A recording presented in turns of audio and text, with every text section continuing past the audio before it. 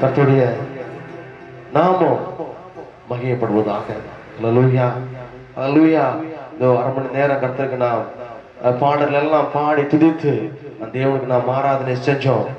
வேதத்திலிருந்து ஒரு 15 நிமிடங்கள் ஒரு சிறிய ஒரு ஆலோசனையை கர்த்தர் உங்களுக்கு தர விரும்புகிறார். அந்த காலை இந்த தினத்துல ஆண்டவரே, நாளை ஆண்டவரே எப்படிப்பட்ட வார்த்தைகள் எனக்கு தர போகிறேன், எதை குறித்து நான் பேச வேண்டும் என்று சொல்லி தேவ சமூகத்திலே நான் அமர்ந்திருந்த பொழுது கர்த்தர் ஒரு சில காரியங்களை எனக்கு தெளிவாக நேற்று தினத்திலே கர்த்தர் வெளிப்படுத்தினார். 2 ராஜாக்கள் 2ஆம் அதிகாரம் அதனுடைய 4வது வசனத்திலிருந்து கர்த்தர் ஒரு சில தெளிவான காரியங்களை, ஒரு சில சவால்களை எப்படி எதிர்கொள்ள வேண்டும் என்று சொல்லி கர்த்தர் எனக்கு கற்றுத்தந்தார். அந்த கற்றுத்தந்த அந்த காரியத்தை உங்களோடு கூட நான் பகிர்ந்து கொள்ளலாம் என்று சொல்லி நான் ஆசைப்படுகிறேன். அது 13 நான் வாசிக்கிறேன். பின்பு அவன் எலியாவின் மேலிருந்து கீழே விழுந்த சால்வையை எடுத்து திரும்பி போய் யோர்தானின் கரையிலே நின்று எலியாவின் மேலிருந்து கீழே விழுந்த சால்வையை பிடித்து எலியாவின் தேவனாய கர்த்தர் எங்கே என்று சொல்லி தண்ணீரை அடித்தான். தண்ணீரை அடித்தவுடனே அது இரு பக்கமாய் பிரிந்ததினால் எலிசா இக்கரைப்பட்டான் என்று சொல்லி எழுதப்பட்டிருக்கிறது. அல்லேலூயா. அன்புள்ள தேவனுடைய பிள்ளைகளே, எலிசாக்கு முன்பாக ஒரு பெரிய ஒரு சவால் எலியாவோடு இருக்கிற நாள் வரைக்கும் எலியா அந்த சவாலை எதிர்கொண்டார். பல சவால்களை எலியாவை எதிர்கொண்டிருக்கிறார். ஆனா இங்கு எலிசாவுக்கு ஒரு சவால். அந்த யோர்தான் நதியை விட்டு அக்கறைக்கு கடந்து செல்ல வேண்டும். அவ்வளவு நாட்கள் எலியா அவனோடு கூட இருந்தார். எலியா இல்ல, எலியாவின் சார்பு மட்டுமே அவரிடம் இருக்கிறது. எலியா மரணத்தை காணாமல் பரலோகம் எடுத்துக் கொள்ளப்பட்டிருக்கிறார். ஆனா அவ்வளவு நாள் வரைக்கும் எலிசாவுக்கு எந்த ஒரு சோதனையும் சவால்கள் கடந்து வரவில்லை. ஆனா இந்த நாட்களில் எலியா எடுத்துக்கொள்ளப்பட்ட பிற்பாடு ஒரு பெரிய சவால். இதை எப்படி கடந்து செல்வது, இந்த யோர்தான் நதியை எப்படி கடந்து செல்வது என்று சொல்லி ஒரு பெரிய ஒரு சவால். யோர்தான் என்றால் மேலிருந்து கீழே பாய்தல் என்று சொல்லி அதனுடைய அர்த்தமாக காணப்படுகிறது. இந்த யோர்தான் நதியை குறித்து அநேக வேத பண்டிதர்கள் பலவிதமாக பேசியிருக்கிறாங்க. யோர்தான் என்று சொன்னால் அது துன்பங்களா இருக்கிறது, துயரங்களா இருக்கிறது, சோதனையா இருக்கிறது, பலவித பிரச்சனையா இருக்கிறது, தடைகளாக இருக்கிறது என்று சொல்லி பல வேத பண்டிதர்கள் பலவிதமான கருத்துக்களை சொல்லியிருக்கிறாங்க. தேவனுடைய பிள்ளையே, அன்று எலிசாவுக்கும் ஒரு பெரிய ஒரு சவால்கள். நீ ஊழிய பாதையில அடி எடுத்து வைக்க போகிறார். குட்டி தீர்க்கதரிசியே, என்னை கடந்து நீ எப்படி செல்வாய் என்று சொல்லி அந்த யோர்தான் நதி எலிசாவுக்கு ஒரு பெரிய சவாலை கொடுத்தது.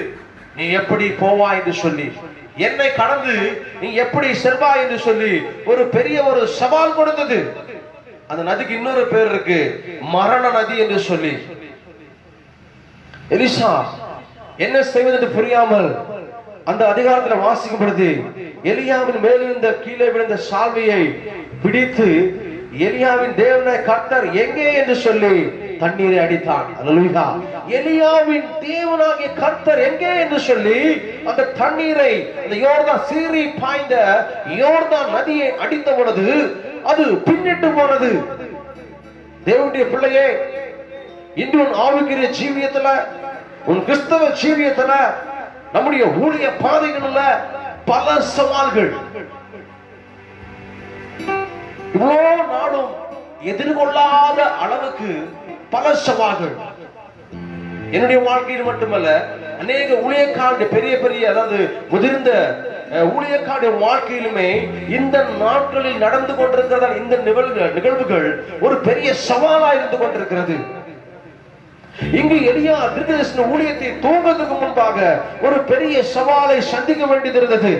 அந்த சவாலை எலியாவின் தேவன் எங்கே என்று சொல்லி அந்த சவாலை, அந்த மரண நதியை, அந்த அவனை எதிர்த்து நின்ற தடைகளை கொண்டு வந்த அந்த நதியை அவர் என்ன பண்ணான்னு சொன்னால் பின்னிட்டு போகும்படியாக செய்தார் கர்த்தர்.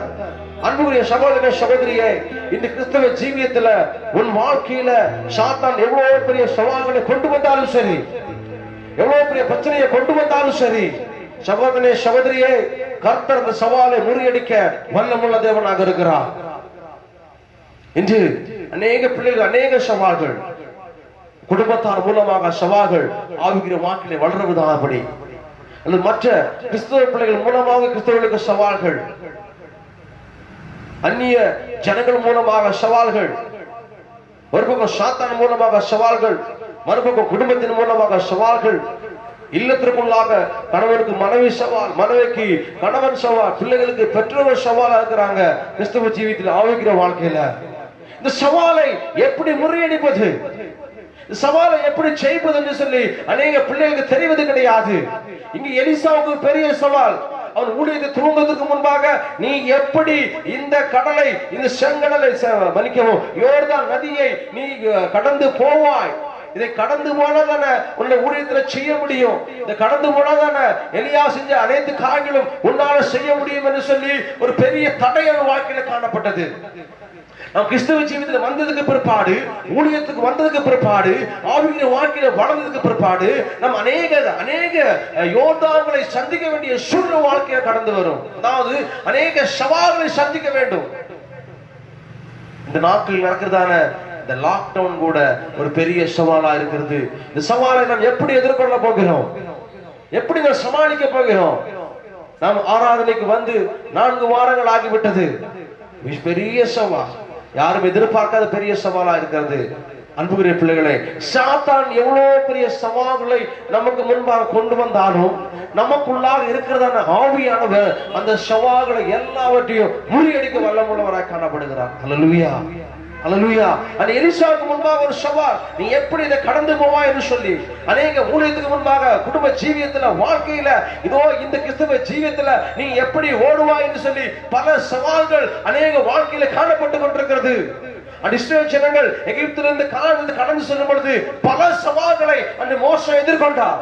1 2 அல்ல, பல சவால்கள், பல போராட்டங்கள், பல தடைகள் அவளை அங்கு கொண்டு செல்லாதபடி அநேக தடைகள் கடந்து வந்தது. ஆனாலும் தேவனுடைய பிள்ளைகளே, எல்லா சவால்களையும் மோசே முறியடித்து தன்னுடைய ஜனங்களை கானான் தேசத்துக்கு கொண்டு சென்றார். அல்லேலூயா. அதாவது இந்த யோர்தான் நதிக்கு அப்பாறதான் என்ன இருக்கிறது? கானான் தேசம் இருக்கிறது. ஆவிக்கிற வாழ்க்கையில பிரச்சனை, போராட்டம், சோதனைகள், வேதனைகள், இதற்கு அப்பால் தான் என்ன இருக்கிறது? பரம கானான் காணப்படுகிறது. இதை நாம் தாண்டி சென்றே ஆக வேண்டும். இந்த சவாலை நாம் எதிர்கொண்டே ஆக வேண்டும்.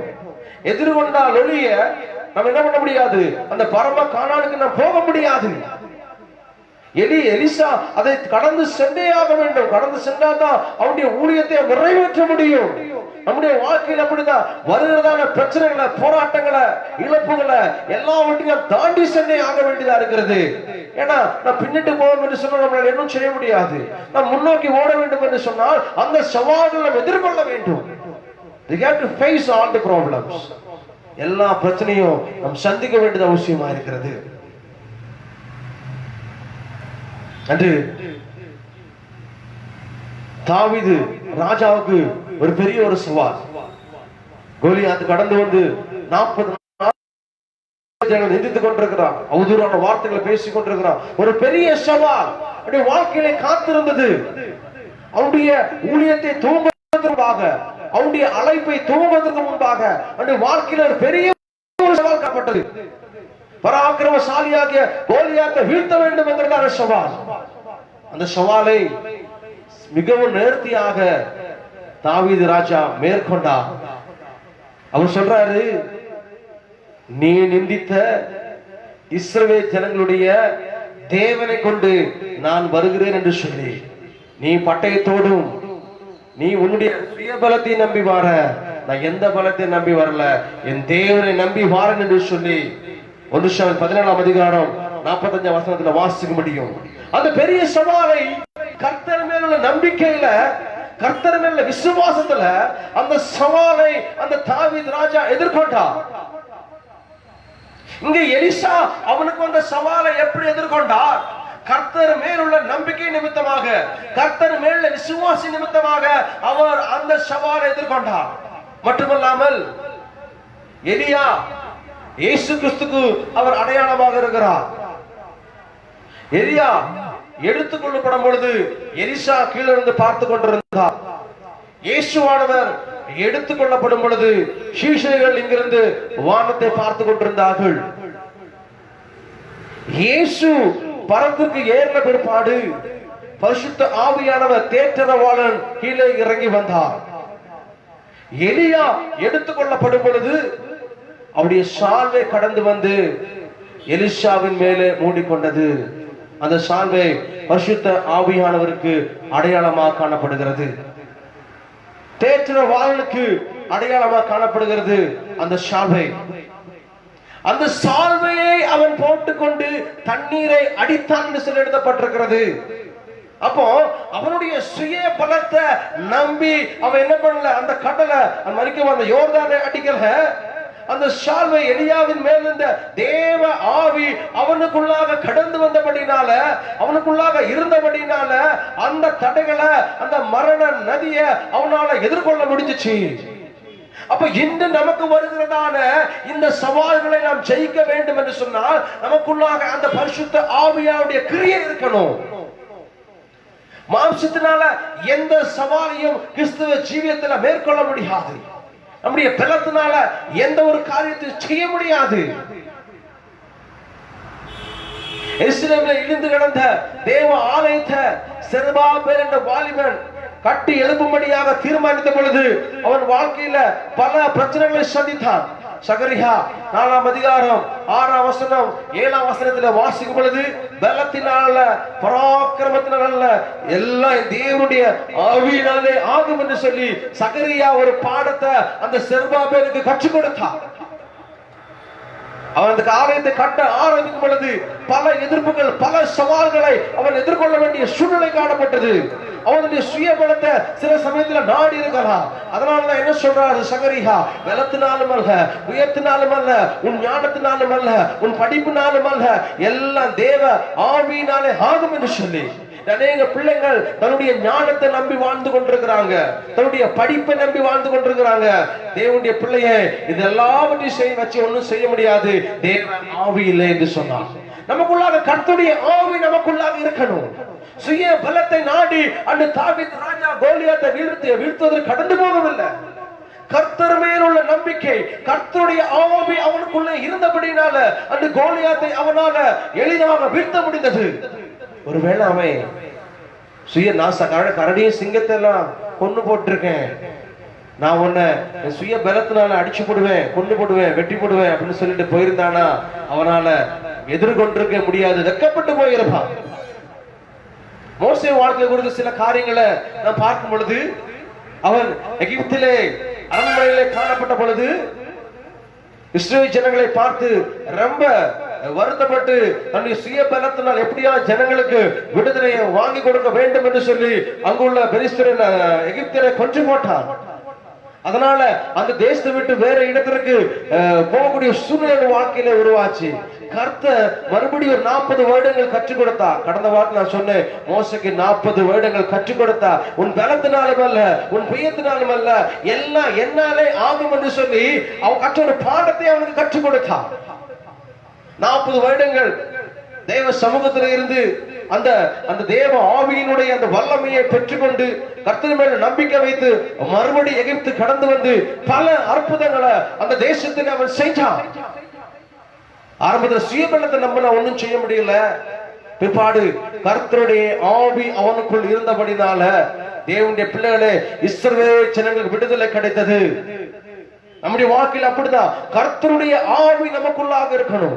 கர்த்தருடைய ஆவி நமக்குள்ளாக வாசம் பண்ணணும். மட்டுமல்லாமல் தேவன் மேல முழு நம்பிக்கையும் முழு விசுவாசம் நாம் வைக்கணும். அப்பொழுது நமக்கு எதிராக வருகிற சவால்களை நம்மளால எதிர்கொள்ள முடியும். எலிசாக்கு வந்த சவாலை தேவனுடைய ஆவி நிமித்தமாக, தேவனுடைய ஆவியின் பலத்து நிமித்தமாக அவனால் எதிர்கொள்ள முடிந்தது. தாவீதுக்கு வந்த சவால் இருந்து கர்த்தருடைய ஆவி நிமித்தமாக அந்த சவாலை எதிர்கொள்ள முடிந்தது. மோசேக்கு வந்த சவால் இருந்து கர்த்தருடைய ஆவி அவனுக்குள் இருந்தபடினால அந்த சவாலை எதிர்கொள்ள முடிந்தது. அப்ப நமக்கு முன்பாக இருக்கிறதான பல சவால்களை, பல பிரச்சனைகளை, பல போராட்டங்களை, பல இடர்களை வாழ்க்கையில சந்தித்து அதை மேற்கொண்டு கிறிஸ்துவ ஜீவியத்துல தொடர்ந்து நாம் ஓட வேண்டும் என்று சொன்னார், பரம காணாட நோக்கி நாம் ஓட வேண்டும் என்று சொன்னார். அந்த சவாலை ஜெயிப்பதற்கு நமக்குள்ள கர்த்தருடைய ஆவி இருக்க வேண்டும். அந்த பரிசுத்த ஆவியுடைய கிரியை நமக்குள்ளாக இருக்க வேண்டும். பரிசுத்த ஆவியானவர் நமக்குள்ளாக வாசம் பண்ண வேண்டும். வேதம் சொல்லுகிறது, பரிசுத்த ஆவியானவர் எங்கேயோ அங்கே விடுதலை என்று சொல்லி. முன்பாக போகிறதான தடைகள் எல்லாவற்றையும் நொறுக்கி போட்டு சவால்களை உடைக்க வேண்டும் என்று சொன்னா நமக்குள்ளாக என்ன இருக்கணும்? அந்த பரிசுத்த ஆவி இருக்கணும். அப்போஸ்தலர் 1ஆம் அதிகாரம் 8ஆம் வசனம், பரிசுத்த ஆவி உங்களிடத்தில் வரும் பொழுது நீங்க பலனடைந்து எருசலேமிலும் யூதா முழுவதிலும் சமாரியா முழுவதிலும் பூமியின் கடைசி வரை எனக்கு என்னவா இருப்பீர்கள்? சாட்சியா இருப்பீர்கள். அப்போஸ்தலரை பார்த்து சொல்லப்பட்ட வார்த்தை, பரிசுத்த ஆவி உங்களிடத்தில் வரும்போது நீங்க பலன் அடைவீர்கள். அப்ப நமக்கு ஒரு விசேஷமான பலன் தேவைப்படுகிறது. நமக்கு வருகிற அந்த யோர்தான் போன்ற பிரச்சனைகளை, அந்த போராட்டங்களை ஊழிய பாதையில, ஆவிக்குரிய வாழ்க்கையில சாத்தான் மூலமாக, மனுஷன் மூலமாக, குடும்பத்தார் மூலமாக, சபையார் மூலமாக, உச்சா உறவினர் மூலம் வருகிற அந்த பிரச்சனைகளை எதிர்கொள்வதற்கு அந்த பரிசுத்த ஆவியாவுடைய பலன் நமக்கு தேவை. தேவனுடைய பிள்ளையே, கர்த்தர் அந்த பலனை பெற்றுக் கொள்வதற்கு உங்களுக்கு இல்லத்தில் இப்பொழுது நிறைய நேரத்தை கொடுத்திருக்கிறாரு. நிறைய நேரத்தை கொடுத்திருக்கிறாரு. அந்த நேரத்தை நீங்கள் பிரயோஜனப்படுத்திக் கொண்டு பரிசுத்த ஆவியாவுடைய பலத்தை நீங்கள் பெற்றுக் கொள்ளுங்க. இந்த உலகத்துல ஆவிக்குரிய வாழ்க்கையில, ஊழியத்துல அவருடைய பலன் இல்லாமல் நம்மளால ஒன்றுமே செய்ய முடியாது. அந்த பரிசுத்த ஆவியாவுடைய பலன் நமக்கு தேவை. அந்த பலன் இருந்தா மட்டும்தான் நம்மளால என்ன செய்ய முடியும்? கர்த்தருக்காக எழுப்பி பிரகாசிக்க முடியும். அன்று எல்லா அப்போஸ்தலர்களும் ஒரு பெரிய சவால்கள். அவ்வளவு நாட்கள் இயேசு அவரோடு கூட இருந்தார், மரித்து விட்டார், உயிரோடு எழும்பி விட்டார். 40 நாட்கள் அவர்களோடு தரித்திருந்திருக்கிறார், மறுபடியும் எடுத்துக் கொள்ளப்பட்டார். இனி எப்படி இந்த உலகத்தை ஸ்பேஸ் பண்ணுவது, எப்படி சந்திப்பது என்று பல சவால்கள். இயேசுக்கு ஏற்பட்டது போல எங்களுக்கும் ஏற்பட்டு விடுமோ, இயேசுக்கு நடந்தது போல எங்களுக்கும் நடந்து விடுமோ என்று சொல்லி பல சவால்கள் அவர் வாழ்க்கையில காத்து கொண்டிருந்தது. அந்த சவாலெல்லாம் பார்த்து முடங்கி ஒடங்கி இல்லத்திலே கிடக்கவில்லை. அந்த பரிசுத்த ஆவியாவுடைய பலன் அந்த பெந்தெகோஸ்து நாள்ல இறங்கி வந்த பொழுது அப்போஸ்தலர்கள் எல்லாரும் இந்த உலகத்துல முக்குக்கும் மூலைக்கு சென்று சாட்சிகளாக வாழ்ந்திருக்கிறாங்க. வந்த எல்லா சவால்களையும் எதிர்கொண்டு கர்த்தருக்கு சாட்சியாக நின்றுகிறாங்க அந்த பரிசுத்த ஆவியாவுடைய பலத்தின் நிமித்தமாக. அப்போ நம்முடைய வாழ்க்கையிலும் சரி, கிறிஸ்துவ ஜீவியத்தில் நாம் ஜெயிக்க வேண்டும் என்று சொன்னா, ஊழியத்துல ஜெயிக்க வேண்டும் என்று சொன்னா, ஊழியத்தை தேவனுக்கு ஏதாவது சாதிக்க வேண்டும் என்று சொன்னா, அந்த பரிசுத்த ஆவியான பலத்தை நாம் பெற வேண்டும். அதற்கு தேவ சமூகத்தில் நாம் தரித்திருக்க வேண்டும், தேவ சமூகத்தில் நாம் அமர்ந்திருக்க வேண்டும், தேவனோடு நேரத்தை செலவழிக்க வேண்டும். அப்படி இருந்தால் மட்டும்தான் அந்த பரிசுத்த ஆவியான பலத்தை நாம் பெற முடியும். அன்புக்குரிய தேவனுடைய பிள்ளைகளே, அந்த பரிசுத்த ஆவியான பலத்தை பெறுவதற்கு நாம் முயற்சி செய்யணும். ஏன்னு கேட்டீங்கன்னா, அந்த பலன் இல்லாம நம்முடைய சவால்களை நம்மளால எதிர்கொள்ள முடியவே முடியாது. அன்று சாத்ராக், மேஷாக், அபேத்நேகோ அந்த 3 வாலிபர்களை அக்னி ஜுவாலையில போட்டாங்க. பெரிய சவால். இந்த விக்கிரத்தை நீங்க வணங்கியே ஆக வேண்டும் என்பது நேபுகாத்நேச்சருடைய கட்டளை. கர்த்தரை ஆராதிக்கிற நாங்கள் எந்த சூழ்நிலையிலும் எந்த விக்கிரங்களை வணங்க மாட்டோம் என்று சொல்லி ஒரு சவாலோடு நின்றாங்க. மரணம் தான் அக்கில போட போறாங்க, இந்த மரணம் தான் சம்பவிக்கும் என்று சொல்லி அங்குள்ள ஜனங்கள் எல்லாம் பார்த்து கொண்டிருந்தாங்க. ஆனா அந்த சவாலை கர்த்தர் இறங்கி வந்து அந்த சவாலை அவர் வெற்றி பெற செய்தார். ஏன்னு கேட்டீங்கன்னா, அவர்கள் கர்த்தர் மேல் வைத்திருந்தால் ஒரு வைராக்கியம். என்னை அக்கினில என்னை எடுத்து போட்டாலும் சரி, என்னை நீ கொன்று போட்டாலும் சரி, என்னை நீ இந்த உலகத்தில் இராதபடி அழித்து போட்டாலும் சரி, கர்த்தரை ஆராதிக்கிற நாங்கள் வேற எந்த ஒரு சொரூபத்தை வணங்க மாட்டோம் என்கிறதான வைராக்கியம் அவர்கள் வாழ்க்கையில காணப்பட்டபடினால அந்த சவாலை அவர்கள் எதிர்கொண்டார்கள். பரிசுத்த ஆவியானவர் நமக்குள்ளாக இருந்தால் மட்டும் போதாது, தேவன் மேல நம்பிக்கையும் விசுவாசம் இருந்தால் மட்டும் போதாது, ஒரு விசேஷ விதமான ஒரு வைராக்கியம் நமக்கு காணப்பட வேண்டும். ஆவிக்கிற வாழ்க்கையில என் வாழ்க்கையில என்ன நடந்தாலும் சரி, நான் கர்த்தரை விட்டு பின்னோக்கி ஓட மாட்டேன், முன்வைத்த கால ஒருபோதும் பின்வைக்க மாட்டேன் என்கிறதான ஒரு வைராக்கியம் நமக்குள்ள காணப்பட வேண்டும். கர்த்தரை ஆராதிக்கிற நாங்கள் வேற எந்த மனிதனை நாங்கள் நாடி போக மாட்டோம், எந்த மனுஷனுக்கும் ஆராதனை செய்ய மாட்டோம் என்கிறதான வைராக்கியம் அந்த 3 வாலிபில் காணப்பட்டபடினால தேவனுடைய பிள்ளையை அவருக்கு முன்பாக கடந்து வந்த சவால்களை கர்த்தர் முறியடித்தார். உங்க குடும்பத்துல, உங்கள் வாழ்க்கையில, உங்கள் ஊழியத்துல நீங்க பல சவால்களை சந்தித்துக் கொண்டிருக்கிறீங்க. இதுல இருந்தெல்லாம் வெற்றி பெற வேண்டும் என்று சொன்னால் ஒரு வைராக்கி நமக்குள்ளாக வேண்டும். நான் ஆராதிக்கிற தேவன் என்னை தப்பி வைக்க வல்லவரா இருக்கிறாங்க, வைராக்கி நமக்குள்ளாக வேண்டும் என்று தானியேல் சொன்னான். நான் ஆராதிக்கிற தேவன் இந்த சிங்கங்களின் வாயிலிருந்து தப்பி வைக்க வல்லவரா இருக்கிறார் என்கிற ஒரு வைராக்கியம், ஒரு நம்பிக்கை, ஒரு விசுவாசம் நமக்குள்ளாக காணப்பட வேண்டும். அப்பொழுதுதான் அந்த சவாலை எதிர்கொள்ள முடியும். தானியேலுக்கு பெரிய சவால் தான். சிங்கங்களை எதிர்கொள்ள வேண்டும், சிங்கத்தின் வாயை கர்த்தர் அடைக்க வேண்டும், ஒரு பெரிய சவால்.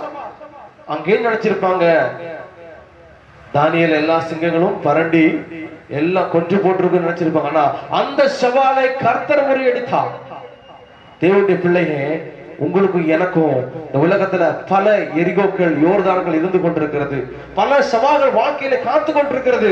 இந்த சவாலை எல்லாம் செய்யணும்னா அந்த ஆவி நமக்குள்ளாக இருக்கணும், கர்த்தர் மேல் நம்பிக்கை இருக்கணும். மட்டுமல்லாமல் ஒரு பெரிதான வைராக்கியம் தேவை நமக்கு காணப்பட வேண்டும். தானியேலுக்கு வைராக்கியம் காணப்பட்டது, தன்னுடைய பரிசுத்தை அவன் காத்துக் கொள்ளக்கூடிய ஒரு வைராக்கியம்.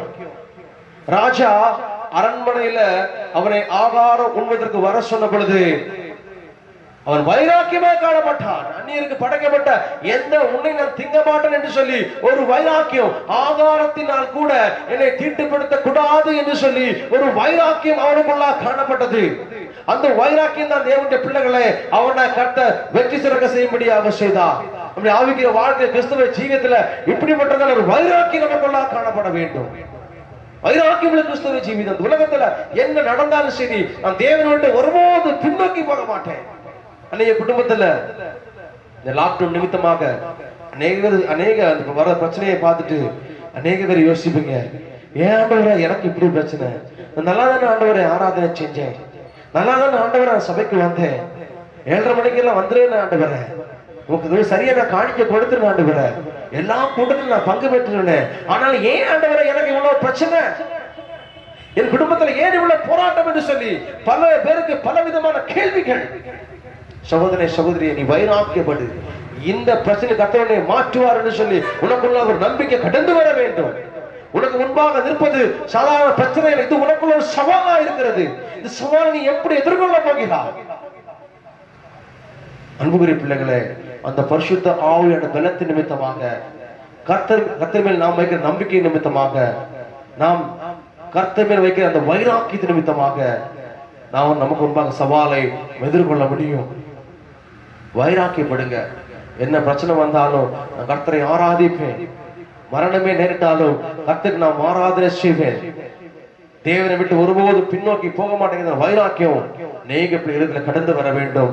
அன்புக்குரிய பிள்ளைகளே, உங்களுக்கு முன்பாக நிற்கிற சவால்களை ஜெயிப்பதற்கு, சவால்களை உடைப்பதற்கு கர்த்தருடைய அந்த பலன், அந்த ஆவி நமக்கு தேவை. பரிசுத்த ஆவியான பலன் நமக்கு தேவையாக இருக்கிறது. நிறைய நேரம் இருக்கிறது, இல்லத்துல இருந்த வண்ணமாகவே நீங்க என்ன பண்ணுங்க, தேவ சமூகத்துல அமர்ந்து ஆண்டவரே அந்த பரிசுத்த ஆவியான பலத்தை தாங்க தாங்க தாங்க கேளுங்க. அநேக ஊழியக்காரர்கள் சுய ஞானத்தை நம்பி ஓடிக்கொண்டிருக்கிறாங்க, விசுவாசிகளை நம்பி ஓடிக்கொண்டிருக்கிறோம். நாம ஒருபோது நம்ம சுய ஞானத்தையும் யாரை நம்பி நாம் ஓடக்கூடாது. கர்த்தர் மேல் நம்பிக்கை வைத்து கொண்டு நாம் ஓட வேண்டியது அவசியம் உள்ளதாய் காணப்படுகிறது. சுய ஞானத்துல எதை வேண்டும் என்றாலும் சாதிக்கலாம் நினைக்கலாம், முடியவே முடியாது. ஆவிக்கிற வாழ்க்கையில சுய ஞானத்தினால, சுய பலத்தினால எதுவுமே நாம் செய்ய முடியாது. கர்த்தருடைய ஆவி இருந்தால் மட்டும்தான் ஆவிக்கிற வாழ்க்கையில, கிறிஸ்தவ ஜீவியத்துல, ஊழியத்துல நம்மளால ஏதாவது தேவனுக்காக செய்ய முடியும்.